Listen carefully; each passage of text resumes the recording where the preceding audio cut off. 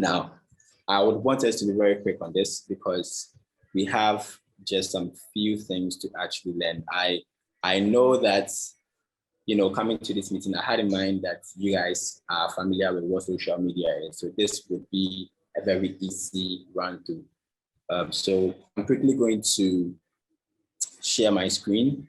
Also, please feel free to jot any question down, any contribution, any suggestion. If you don't hear me well, kindly chat me in the message box. I think it's open for everybody so I can see it. And then yeah, I think it's raining here too as well, so it's a good weekend for me. So let me quickly share my screen with you guys, and then let's just start. Okay. So, so just let me know if you can see my screen. I am going straight to the presentation that I did. So can you see my screen, guys? Yeah. Yeah. Okay. All right. So so I'm supposed to change this actually. Sorry about that. So it's online marketing and weddings. Now, as Mauli said, I've had a little bit of experience or exposure with the wedding industry, mainly because I actually help consult them on one or two things, just the way they sort of run the page, and also, you know, how they were able to make a lot of conversions and find other ways around to, you know, create interactions and stuff like that. So I can say that this conversation will be as fruitful as it can go.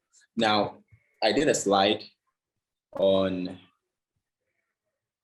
online marketing and weddings. Now, when we try to do digital marketing, it actually means that we will bring the offline part of what's it called of marketing into this conversation, whereas we are solely focusing on having some sort of visibility on online, right? So I actually did a perspective to an increased online media visibility. Now, what this means is just a quick insight on how to increase your visibility or your presence on social media or on the internet, right? So this goes out to people who are actually in the wedding industry, photographers, event organizers. I mean, they are just the top people, right? And then interior decor planners. I think I had one thing in mind, but I've forgotten. Yeah, so let's just quickly go to the overview of this slide. Now, I took the time out to do a little bit of research. I had just little time, but you know, just an overview of social media and, you know, having a correct understanding of what it actually means and the impact or the role that it plays in your life or your daily activity. Now, we have here, please, can you see the writings? Okay, so what you need to know is that in order for you to understand social media, you have to first know that the world that we are actually living in, the current climate that we are under, you know, has evolved into a global village. Now, when I say a global village, what I mean is actually the world coming together, you know, as a whole through social media or the internet. So it's just basically connecting every part of the world on the internet, all right? I mean, it includes, the emerging of technologies and media as a whole. So that is what, global village means. Well, in my understanding. Now, social media has become a bigger spectrum of everyday life. And social media users resort to this virtual world for some new information or aesthetic, among others. I don't know if you guys get the meaning of this, but it's basically to tell you that we are in a climate where there's a lot of dynamic changes, in a sense that the internet is now a virtual world on its own. Okay, we've seen cases where people actually live on social media, they do everything on social media. Their lives or livelihood is practically dependent on social media. I mean, me, for instance, I actually got my current job 4 years ago on LinkedIn. Now it tells you that we are in a day and age where social media actually plays a role in people's lives, in the career of people, and so it tells you that we all get information, like a lot of things, even looking at the aesthetic part of it. And the reason why I'm bringing the aesthetic part of this is because of the tailored conversation that we are going to have, which is on weddings.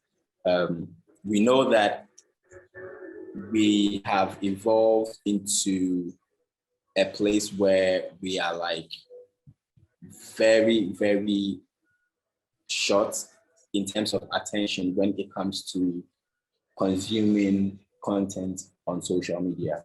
So I just gave some stats, and then I had my source right beside it.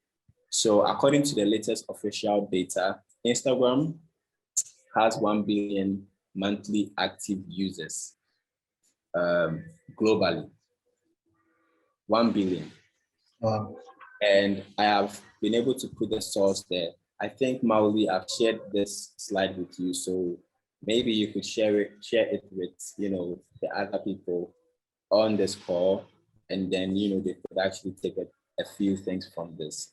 The second point, we're roughly 2.8 billion monthly active users as of the fourth quarter of 2020, which is currently something that just happened or just some few months ago.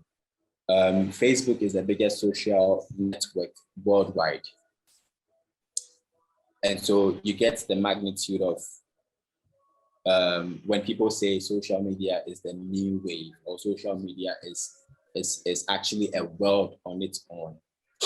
Now the source is also there. Now, as of the third quarter of 2020, now when we say quarters, we are talking about say 3 months, in a year. So say the first 3 months in a year is the first quarter, right? Now the second quarter is the next 3 months. So we know that we have like 12 months, right? Which means that we are actually going to get like 4 months and 4 quarters in a year. Now the last quarter is the 3 months that ends the year, which is I think October, November, December, right? So it tells you that it's been recent, like with the Instagram stats. No, sorry, with the Facebook stats and with the Twitter stats, it was the third quarter, which was somewhere around September in there, right? Now, whether you like it or not, most of your potential clients are on social media. So this goes out to the photographers, to the wedding planners, I think to the event organizers as well. So social media is actually going to stay for a very long time. It's not planning to go, because if it does, I'll lose my job, which I'm not planning to lose. Anyway, so let me know if you actually get this overview and so that we can actually move on to the next one. It is also very self-explanatory, but it's just maybe some of the terms that, you might have to understand, like global village, a spectrum, and then aesthetics, or a virtual world. So let's quickly move to the second slide, if there are no questions. Okay. Right, so the context. Now, I'll just read this real quick so that we can move to the next one. Social media actually plays an essential role in every aspect of weddings. Weddings, because I have specifically tailored it to the wedding industry, and that is what we are talking about. Studies show that 82% of couples use their social media to look for inspiration and define their own wedding styles. And 83% of brides actually vetted potential vendors, products, or service through their social media pages before hiring them. Now, I took this source from brides because I can't be out here, saying things without sources. Now, if your wedding don't get posted on Instagram or Pinterest or Facebook, did it really happen? I mean, which is more of like a question that I'm trying to throw.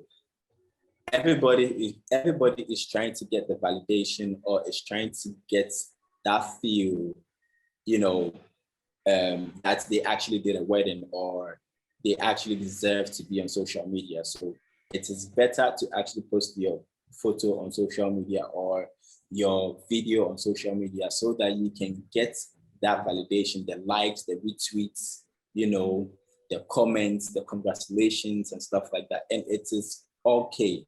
It is so better. So everybody's fighting for this. Everybody wants to be on social media. Everybody wants to put their stuff on social media.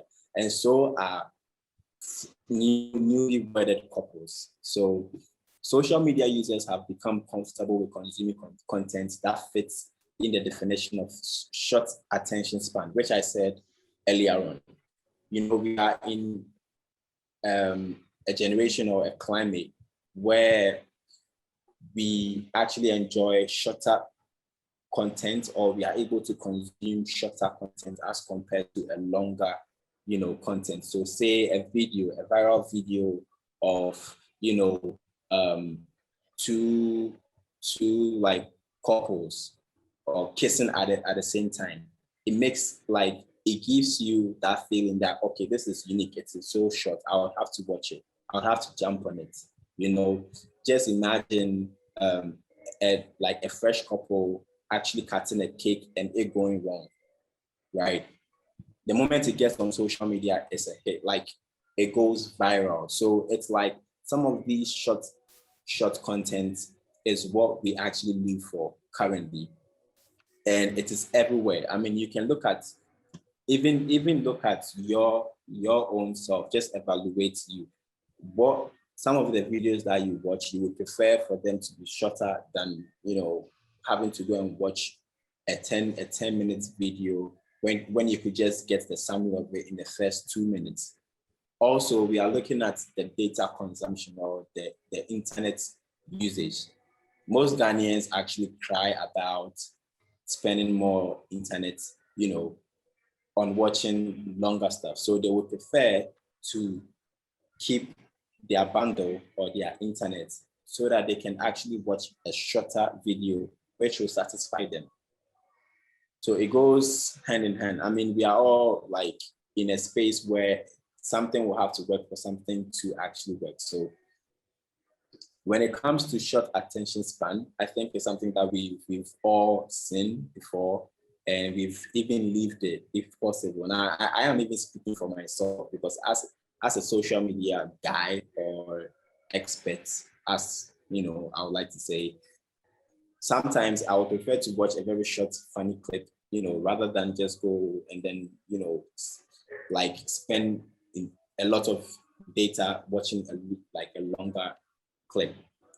So Taking that point again, social media users have been comfortable with consuming content that fits in their definition of short attention span and have grown more into appreciating aesthetic and beauty or an appealing standard. And it is true. When we talk about aesthetics, we are talking about the amazing gown, the nice lens, the nice camera lens, that captured that image, what kind of camera that you are using, or, like we need a camera that can actually give us a better lens like this. We are looking at the food, how the food is designed, we are also looking at how the cake was even done, how the interior decor, or even the venue. So it's just like some of these things are, like very crucial. And so to say, we are looking at the beauty and more or less appreciating it. So if you want your wedding to be like top, or say like top notch, you would have to, prepare for some of these things. Like you have to be in a position to get a camera that can actually get you a good lens or a good quality picture.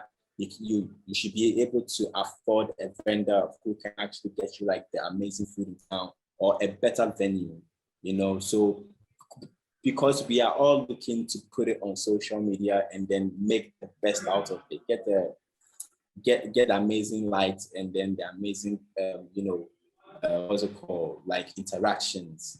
So that is it for that. Now, as a wedding planner or a photographer or some sort of interior wedding decorator, these are some of the insights you need to be on top of and aware of.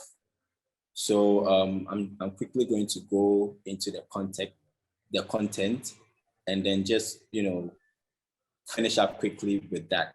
Now, I'm sure you guys got the context, what I just explained previously. So now let's go to the content, which is, I did some research. I think I enjoyed the article that I was reading. It gave me a lot of insights than I thought I would. So I decided to put it close to the content, which is Bright Book. It's a UK sort of blog, So they actually gave some points, on some of the things you have to consider when it comes to creating and amplifying content or a page. So I am sure that you would want to get a lot of likes on your page, a lot of comments. You would have to get some lot of visibility in the end. Now, some of the points that I actually noted, because I didn't take all, but I did note some points in there. Now, I'm not sure you'll be able to see what I typed there.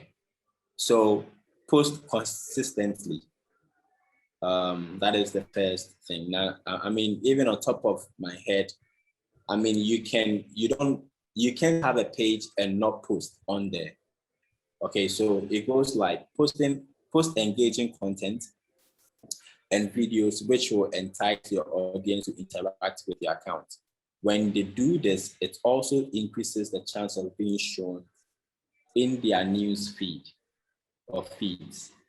When we say post consistently, this doesn't mean that you suddenly remember you have not posted in a while, and so instead post 5 things on Facebook in one go, which is also like very self-explanatory. Spread your photos out. For example, we recommend you to post on Facebook one to two times a day. Even if you are only posting something twice a week, keep it consistent. So it helps. I would say that it really, really helps because it actually keeps your page live or, active, and it gives you a very good first impression. If a visiting client is coming, or if let's say your audience wants to actually check something out on there, even if you are only posting something twice a week, keep it consistent. Your followers will be expecting to see new content at the same time each week from you. Use a scheduling tool. And of course, we have a lot of scheduling tools, which I will be able to explain here. When you use Facebook, they have inbuilt scheduling tools, or tools that can help you amplify content. They have the Creator Studio. In most cases, or even it's being better, they have been able to connect Instagram to Facebook. So you can use the Creator Studio and then you can actually post from Facebook to Instagram. And it makes sense like that. It is very great. So try that one out, and then let's see how that one can go. Now, even if you are only, okay, so I think I've already said that using a scheduling tool to help you so you can plan all your posts in advance. There are some scheduling tools that you have to pay, like Later, like OnlyPort, like what's it called, Iconosquare, there is Hootsuite and stuff like that. Now, this saves heaps of time and frees you up to do other tasks. Now, this slide is very, very self-explanatory, so we'll just run through them real quick, okay? Now, share content from other businesses. Popular weddings and blogs and social media accounts are full of wedding inspirations for couples to pursue. You might have some recommended competitors, okay, you on your list, so keep an eye on what they are posting on their pages and help them out by sharing what they do. Now, that place, I decided to put it in a red, like color, because I think that, you know, I had some suggestions about it or some observations. Now, I feel that although for this part, it should not be necessarily a thing, because, you know, you might become some sort of annex to the page. If you just go on their page and you pick whatever that they are posting, or you always pick from their page, you tend out to become some sort of like annex. You look more or less like what's it called, like a fan page, is what I'm trying to say. Okay, and also to reduce some sort of free promo, you would always have to find a balance. So I made a comment there, and I think that you can also find it. It's very helpful. So they will be thankful for it, and doing this will help you form relationships with suppliers and other people in the industry. Now, if you are sharing good content, couples will be coming to your account to look for more. So just like the photographer, if you go to, like, if you have a gig, okay, and then you take nice photos, you know that you have to update your page. You should always put something up on your page. It is so nice, you know. It gets people to come on your page. Even if people are not interacting, you always have something in there. So let's say one day you break out, all right? People will come to your page. They'll come and check everything. They'll actually max out every content on your page, and it's a good win for you. That is what I feel. Now, the next content, and this is not only for photographers. I mean, for event planners, you know, your recent gig that you just did paid off. It was nice, it was successful. You can actually take some photos on there, put it on there. It also goes for MCs, you know. So just sharing content, okay? And then actually looking at your competitor. Say you follow, let's say Twins Don't Beg as a photographer, and I'm just saying, all right, they post some nice wedding content. You can pick it, credit them. They will appreciate it. They will even repost the post that you did, and then it would actually give you some more reach. People would actually want to come to your page and then check it out. So it works like that, right? Now it goes for wedding planners, it goes for MCs, it goes for interior decorators, and a lot of people that are actually in this wedding industry. So the next one, post regular creatives. Now, from where I am coming from, or as being a media head for the past 4 years, when we say creatives, we actually mean posts that sort of give you generic interactions. But when I say generic interactions, I mean that we have like some sort of post that would tease your audience to come and comment. You know, it would actually entice them. It would put them like some sort of magnet. You get what I'm saying? So it's some sort of like, when we say creatives, it actually embodies posts or flyers that will actually entice your audience to come and comment on your page, or will actually get them to, you know, like your page. So post regular creatives. Think about what you want to promote and have fun with it. Okay, it could be a simple like and share. It doesn't have to be anything massive, just something that will help your page get the engagement it needs. There is no point having a page with lots of likes, but no one is interacting with it. This will also give you a chance to reach new people. So be sure to keep an eye on Facebook. Also, be sure to keep an eye on Facebook's ever-changing guidelines and rules when it comes to what you can do and what you can do. Now, this is not only going for Facebook, it's also for Instagram. Now, some of the creatives that you can actually make is just like, say, doing a collage and then sort of like pitting dresses together, like wedding gowns together, say A and B. Now, which one would you go for? Okay, let's say you are like, what's the word? You do food for weddings. Okay, now you can put, let's say, wache or jollof, and then you can just do like a collage. Okay, so which one would you go for if you were to be at a wedding, A or B, or wache or jollof? It gets the people going, it gets people commenting, you know. So I mean, it's something that I would want to comment. So if you see something on a page like, you know, weddings.com or Weddings Ghana, they have all these creatives that will actually get people to be on there, or it will let people like actually be it would get people to be sustained in there, right? So as some of these creatives that we are talking about, sometimes you can do just a short video, all right? Just like a 10-minute video, oh no, a 10 seconds video of somebody eating like the best wache, or eating like a wache in a, what's it called? Like in a way that shows that they actually enjoyed it. So it's delicious. Then you post it on your page. So this is what you get when you try my wache or you try your like your favorite jollof. Book us today, blah, blah. That is it, you know. So these are some of the creatives that I am talking about. Now, the next one, visuals, lots of visuals. I know that Mowgli is somebody who loves visuals, so he knows what I'm talking about. Now, couples love to see a lot of photos and videos, be it on Instagram, Facebook, or another image-based platform. Now, Facebook and Instagram is what we know, right? But what you have to know is that there is Pinterest. And Pinterest is one of the amazing apps that you can get. But for some reason, Ghana is like, you know, very slow to appreciating it or using it. So everybody actually goes to Instagram and then Facebook to see nice photos of wedding gowns, of, you know, like food and stuff like that. So I think we have a minute left. Okay, so let me just quickly finish this one up. So couples love to see lots of photos, be it on Instagram, Facebook, or another image-based platform. They like to imagine themselves getting married at that place or in that situation.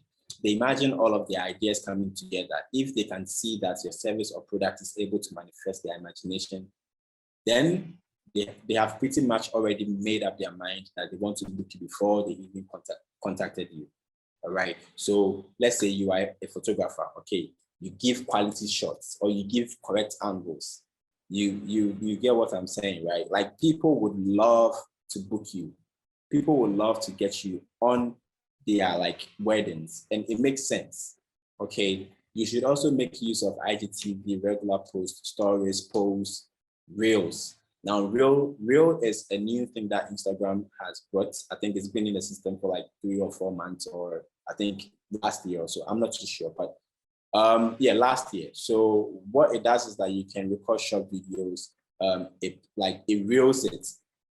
Okay, and it actually has, because it is new, they've given that place a lot of like attention. Okay, so people get on there, you do something small, and then your video flies, which is reels, and it's on Instagram. You can also make use of stories when you go to these events, or you can pick some of your old photos, put it on there, use a feature, the poll feature, A and B, or maybe just do like a trivia.